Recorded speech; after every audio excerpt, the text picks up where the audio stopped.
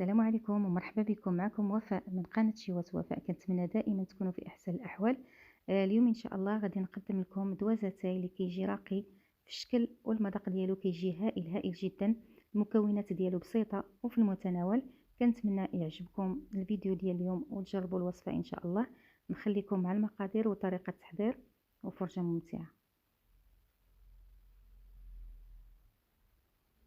بالنسبه للمكونات ديال الحليوه ديالنا، عندي هنا 250 غرام ديال الزبده. انا استعملت هنا زبده مارغرين وضفت ليها الزبده سبيسيال. عندي 4 ديال القطع ديال الجبن.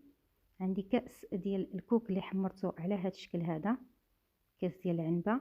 عندي كذلك كاس ديال الزيت غير مملوء بهذا الشكل. وعندي كاس ونص ديال السكر الثقيل، سكر كلاصي كاس ونص. عندي كذلك فلون بنكهة الكراميل. عندي هنا الدقيق على حسب الخليط، كيس من خميرة الحلويات وكيس من سكر الفاني، وكذلك قبيصة ديال الملح. بسم الله. كنوضع هنايا كيس من سكر الفاني، من بعد كنضيف قبيصة الملحة. كنضيف هنا زبدة مارغرين وكذلك زبدة سبيسيال. كنضيف قطع ديال الجبن وغنضيف لهم سكر كلاصي.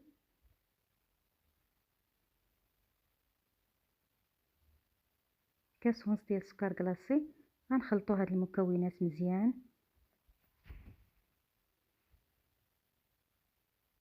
كنضيف هنا الفلون كراميل وغنخلط مزيان هاد المكونات حتى كينسجموا ليا.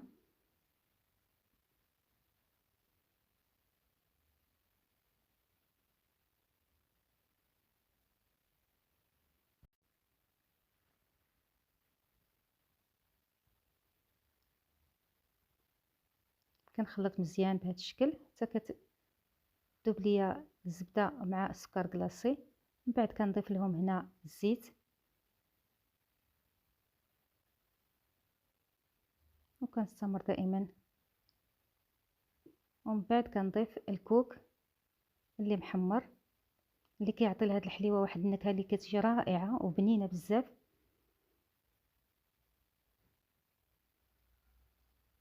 من بعد كنضيف كيس من خميره الحلويات من فئه 8 غرام.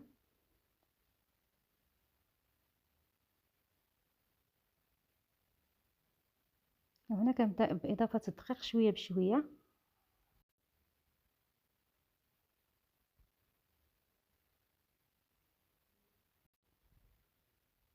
كنستمر دائما كنضيف الدقيق شويه بشويه وانا كنخلط.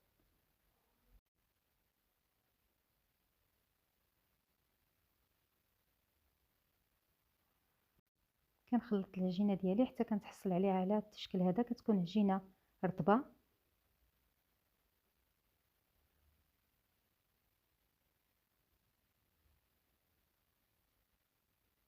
هنا غنشكلها معكم مباشره.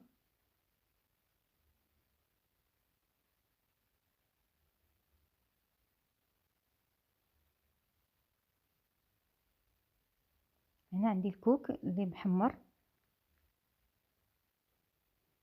غندير الشكل الاول بهذا المعمول هذا بطبع المعمول. كناخذ القليل من العجين ديالي كنشكلو على شكل كويره وكندوزو في الكوك بهذا الشكل. ومن بعد كنوضعو في هذا الطابع ديال المعمول، كنضغط عليه مزيان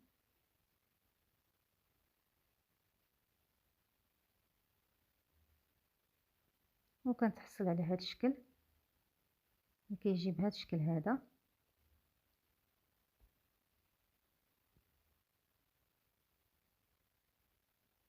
نستمر بنفس الطريقه حتى نكمل الكميه اللي عندي ديال العجين. انا هذا العجين غنشكل منه جوج ديال الاشكال. هذا هو الشكل الاول.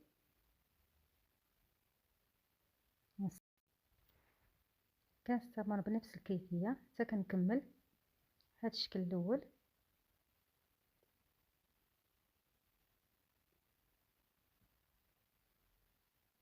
بهذه الطريقه هذه.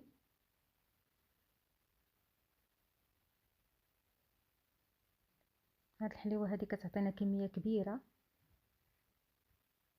هذا في الشكل الاول. بعد ما كملته هنا غندوز معكم للشكل الثاني، كنشكلو على شكل كويرات صغار.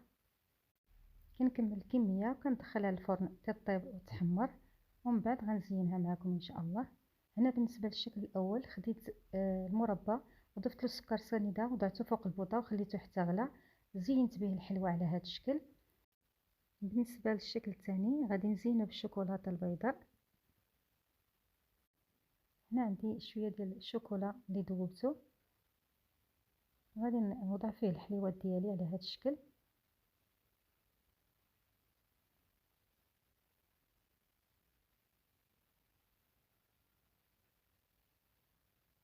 ومن بعد كنسقطرها من الفائض ديال الشوكولا اللي فيها، وكنوضعها فوق هاد البلاستيكه هذه حتى كتنشف.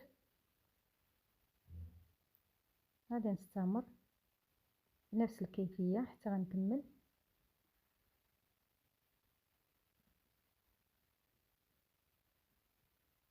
وكنزينهم قبل ما ينشفوا بشويه ديال الكوك محمر بهذه الطريقه هذه. زينهم باش ما بغيتو.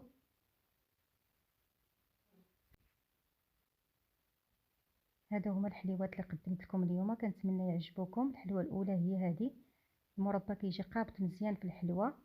والشكل الثاني هو هذا، شكيلات راقيين. كنتمنى يعجبوكم وتجربوهم. اكيد الى عجبتكم الوصفه ما تنسونيش من لي لايك والتعاليق ديالكم والبارطاج كذلك للفيديو. شكرا لكم على المشاهده، والى اللقاء في فيديو جديد ان شاء الله. مع السلامه.